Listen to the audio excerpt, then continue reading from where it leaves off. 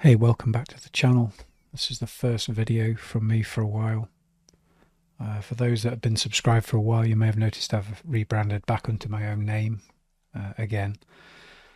To be brutally honest, I was struggling to keep up sort of like 3 sets of socials going. My own music that I work on, Reason music production stuff, and also some old school stuff that I put together as well.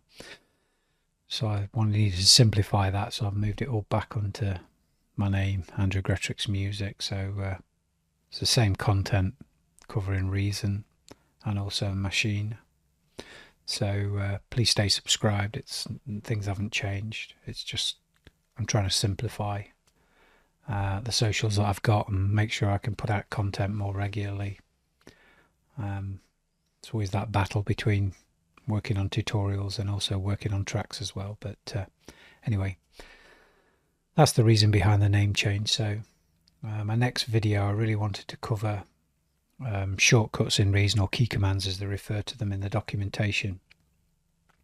I haven't jumped 13 yet, Reason 13, so the shortcuts I'm going to show you the ones I've used over the last many years, and the ones that I think are beneficial to know and understand, whether you're a new user to Reason or you've been using it for a number of years. These are useful shortcuts rather than using the mouse to navigate to things. Being a software developer, I'm always used to using shortcuts or command prompts and typing in commands rather than using the mouse and keyboard. So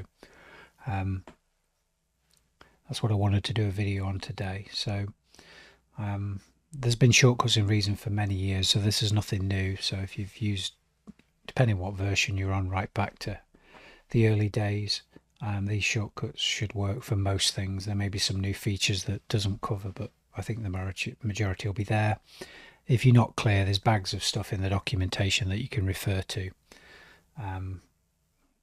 by all the different key commands, and we can start there with that one. Obviously, when you're in Reason, if you hit F1, you can get the documentation up.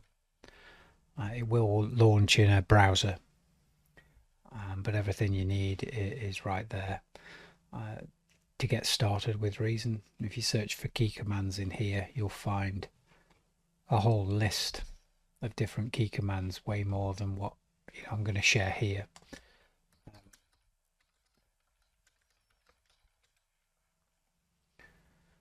So here under key commands, there's a whole list of shortcuts that you can learn and ingrain on your brain, so it makes you more efficient in Reason. One key here is, as you've probably seen, I'm a Windows user. If you're using Mac, you can replace anything where I refer to control with command, and that should work for you.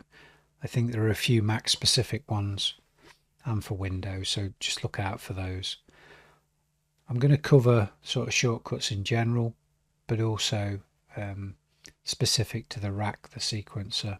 But there are also shortcuts to each of the devices, so it's worth reading up on that and making sure that you're familiar with the shortcuts for some of the devices. So we've covered F1, which brings up the documentation for Reason, so it's always handy to dive into there if you're ever stuck on a particular feature within Reason. Let's work our way across the function keys across the top. So the next shortcut I'm going to show is F2, which covers the spectrum EQ, and you can toggle that on and off quite easily there by pressing F2. If we remove that, the next one is F3, which also will bring up the browser. So where you're browsing for your VSTs, your instruments, your sounds, all your shortcuts, all those kinds of things are listed there. And it's easier sometimes, I feel, than using the mouse, especially if you're using a keyboard, MIDI keyboard as well. I tend to have the MIDI keyboard and the keyboard together. I don't have to keep reaching for the mouse to do this. So F3 does the browser.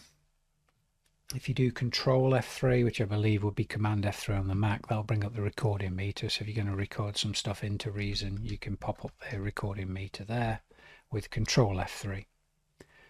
F4 is the piano keys. So again, if you're not got a MIDI keyboard and you're using the keyboard to play devices, F4 will bring up the on-screen piano keys.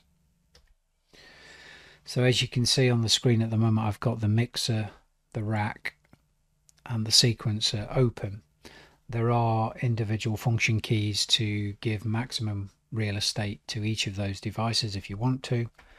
F5 will show the mixer in full. If you toggle that, it should revert back to the state that it was before. So that's the F5 for the mixer in full. F6 will put the rack in full, and F7 will do the sequencer. And you can just keep flicking between those to give maximum real estate on the screen. You can do combos of these, so if you do F5, F6, you can split it just between the mixer and the rack, or F6, F7, and you can get the rack and the sequencer. Okay. If you press all three, F5, F6 and F7, you'll go back to the state that I originally showed, where you've got the mixer, the rack and the sequencer shown at the same time. If you want to detach these things, you can do that by using Control F5 will detach the mixer. You won't be able to see that because it's gone onto my secondary screen, but the mixer then becomes detached with Control F5. Control F6 will do the same for the rack. So I've got sequencer, rack and mixer now in separate windows. If you do Control F5 and Control F6, that will revert it back into the single window configuration that I started with. Now, if you press F8, which is the next one along, and you're using less than Reason 13, you'll get the tool window.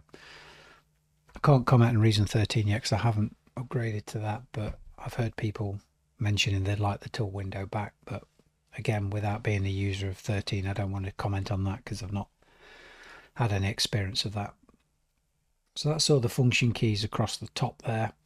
If you have focus on the rack, so if you remember F6, another shortcut here is to look at the cabling of all the devices. You can hit tab and that will flip around the rack and you can see all the different cabling configuration that you've got inside of there, and then hitting tab will flick back and keep rotating between the rack and the cabling configuration in there.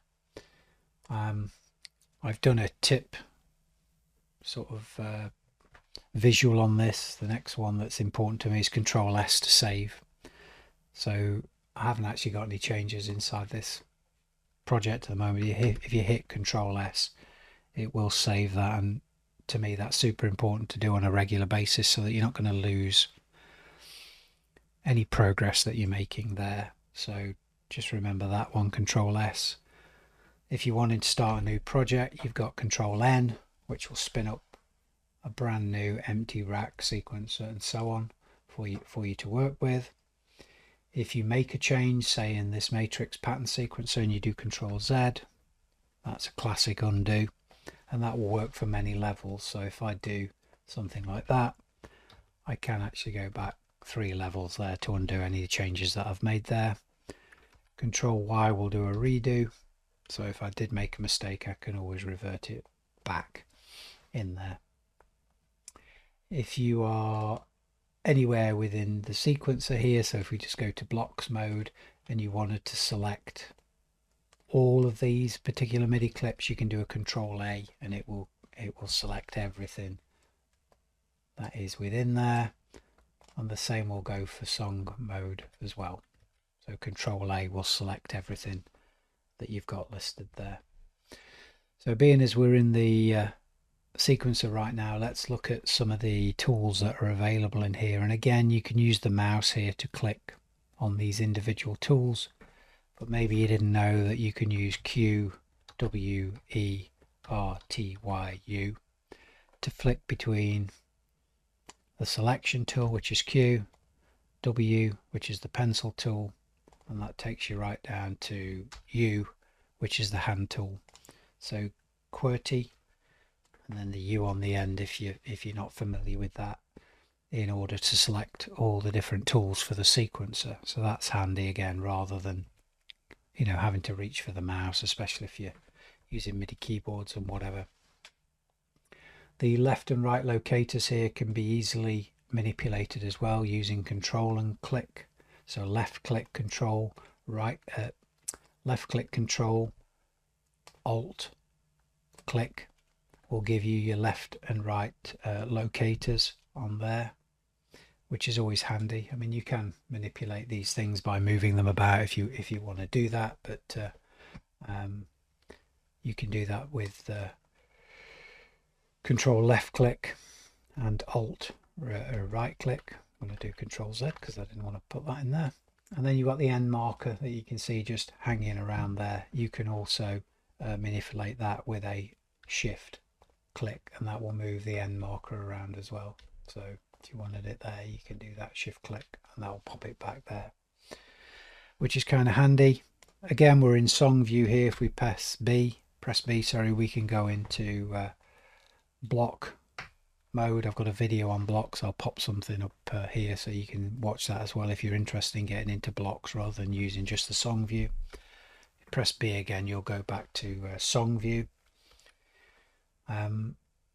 Next sort of thing here on your numeric keypad, you can manipulate jumping around in the song, so sort of page up and page down if you like. So I'm going up and down here rather than using the scrolls bars, using the numeric keypad.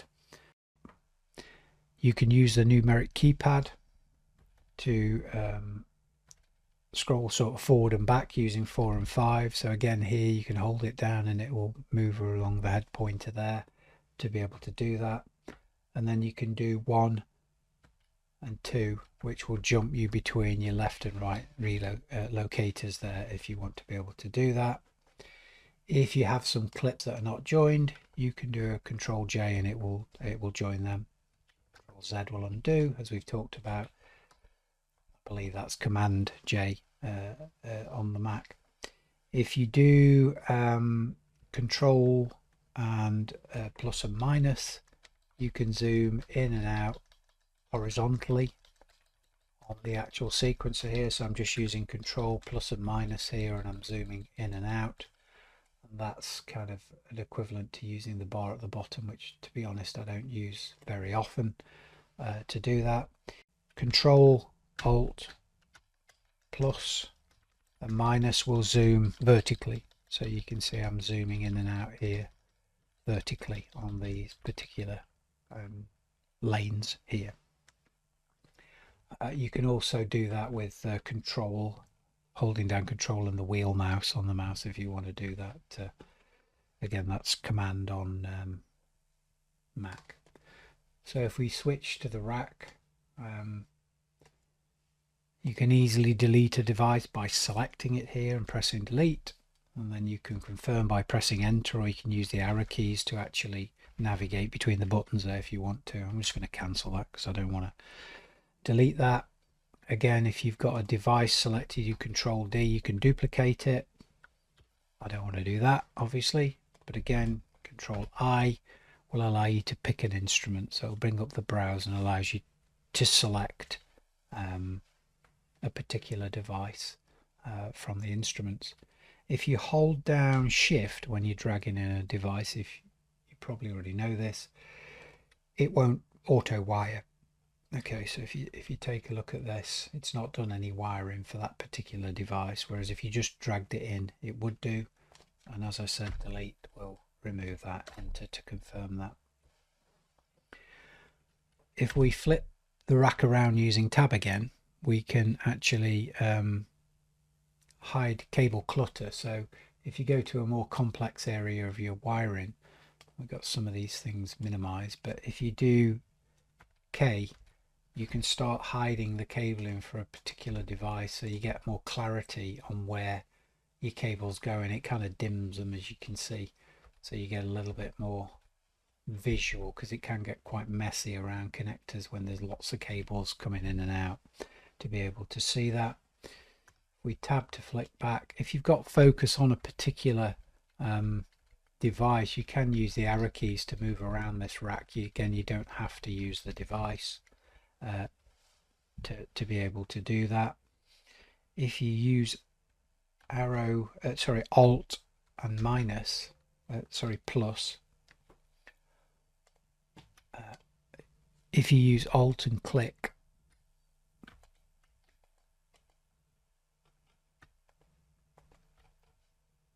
just go to the top here.